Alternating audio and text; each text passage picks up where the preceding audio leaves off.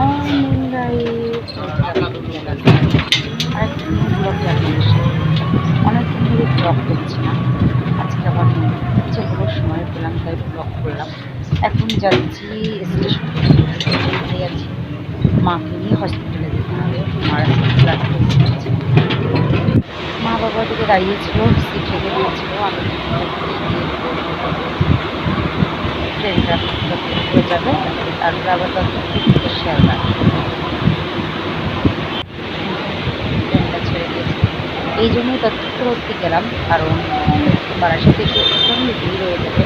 তখন মাকে নিয়ে ওঠা সম্ভব না। মা অসুস্থ, মা সবসময় কম করছে, এই জন্যই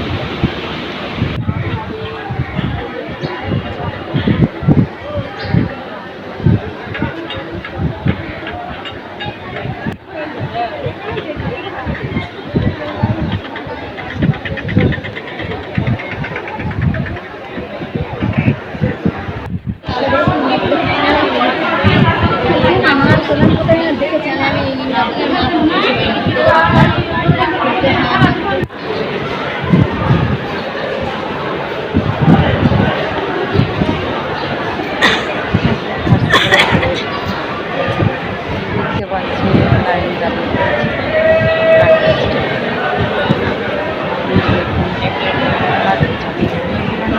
পৌঁছে গেছে। তাও একটা লাইন একটা প্রবলেম হচ্ছে, সেই জন্য এত দেরি।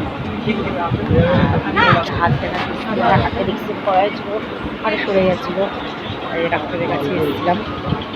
আর এই যে মা শিয়ালদায় এসে মানে হাঁপিয়ে গেছে, হাঁটতে পারছে না, তাই অসুস্থ, তাই এখানে বসে নিলাম শিয়ালদা স্টেশনে। ভ্যান আসছে, এই দেখতেই পাচ্ছেন, আমিও বসে আছি চেহারা, তার মধ্যে হাত পুরা সব দিক থেকে একদম জর্জরিত হয়ে গেছে। আমি মার জন্য দুটো ট্রেন ছেড়ে দিয়েছি, মা উঠতে পারেনি। এই যে হচ্ছে শিয়ালদা গ্যালোপিং ঠাকুরনগর লোকাল, এখানে দেখতেই পাচ্ছিলেন আপনারা, দেখতেই পাচ্ছেন কত ভিড়। তাও স্নান করে আর ভাত খেতে ইচ্ছা করছিল না, তাই একটু চা আমি জানলার পাশে সিট নিয়েছি, অবশ্যই উল্টো পাশে সিট হয়েছে। হোম টাস্কগুলো করিয়ে দিলাম, সোনা খেয়ে হোম টাস্ক করে আর সোনা ঘুমিয়ে। আমার মেয়ে দেখেন হাঁটতে বেরিয়েছে, সারাদিন ঘুমায়নি, গিয়ে খাবার চাই। ঠিক আছে বন্ধুরা, আজকের মতন ভিডিও ম্যাগি আমার হাতে ধরিয়ে দিয়েছি, একটা চিপস নিয়েছে। সঙ্গে দেখা হবে একটা নতুন ভিডিওতে।